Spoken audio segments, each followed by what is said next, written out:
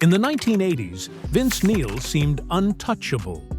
The flamboyant lead singer of Motley Crue, a band that defined glam metal and ruled the charts and stadium synth. From sold-out arenas to platinum albums, the Crue's rowdy hits like Shout at the Devil and Dr. Feelgood made Neil an icon of the era.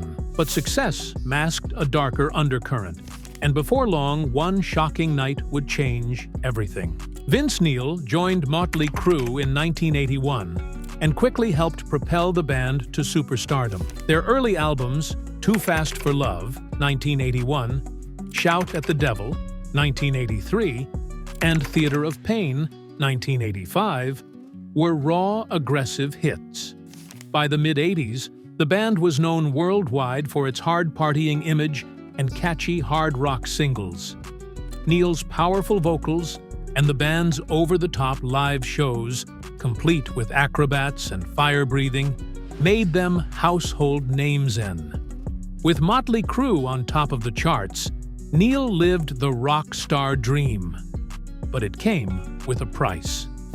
In December 1984, Vince Neil was driving home after a days-long party with friends, including Nicholas "Razzle" Dingley, the drummer of Hanoi Rocks.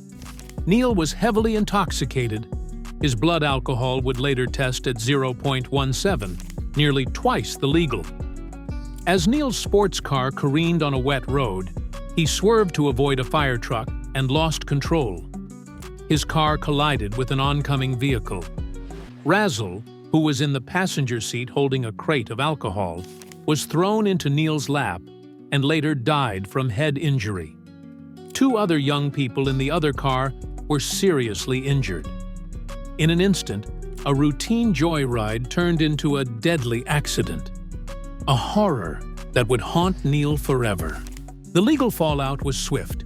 Neil was charged with vehicular manslaughter and DUI. 2 years after the crash, in 1986, a judge sentenced him to 30 days in jail, 5 years probation, and $2.6 million in restitution to the victims. The band ultimately served only half the jail time, 15 days, for good behavior. Meanwhile, Motley Crue honored Razzle by dedicating their next album, Theater of Pain, to him. Although he survived physically, Neil paid a heavy emotional toll. The accident, and the lives it destroyed, cast a long shadow over his career and conscience. By the early 1990s, Vince Neil's life was unraveling. His marriage to model Charisse Ruddle fell apart. She had already lost an arm in the 1984 crash, and he struggled with substance abuse. In 1992, Motley Crue finally kicked Neil out. The band publicly blamed his growing obsession with race car driving and his lack of commitment. The official line was that racing had become a priority in Neil's. According to rock historians, he even skipped rehearsals to drive in the Indy Lights series. Neil later admitted Motley Crue couldn't do it without him, but at the time the split was acrimonious. Once on top of the world, Neil suddenly found himself on the outside, his bandmates moving on, and the music industry changing around him.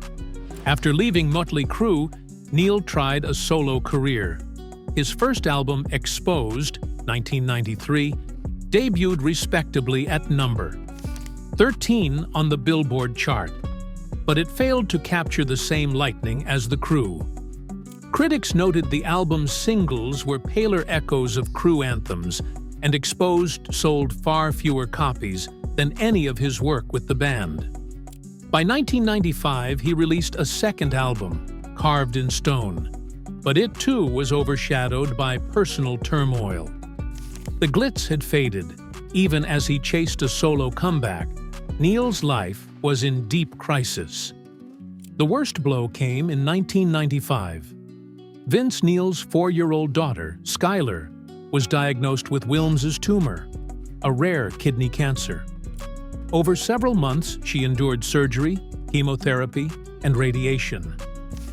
In August 1995, as Vince rushed back home after visiting her in the hospital, he got the call every parent dreads.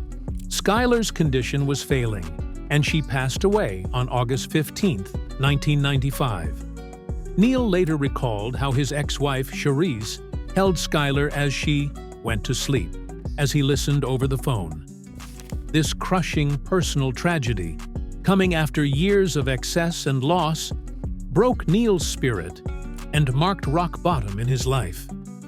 In the years that followed, Neil remained in the public eye, but mostly for controversies. He cycled through relationships and marriages, then faced a string of legal troubles in the 2000s, assault charges at clubs and the Bunny Ranch, battery accusations, etc. By 2010, old demons caught up with him. That June, police in Las Vegas arrested Neil on suspicion of drunk driving after a traffic accident. He pleaded guilty in early 2011 and was sentenced to 30 days in jail, again serving only half, plus probation. Even decades after his first DUI, Vince Neil was still making headlines for the very things that had nearly destroyed him. Over time, the public's view of Vince Neil began to shift. What once passed as rock star behavior was now seen as recklessness. Former fans watched with unease as their idol stumbled through arrests, health issues, and messy headlines. The charisma that once lit up arenas now looked like a mask, cracked and tired. The spotlight never truly went out, but it stopped being kind.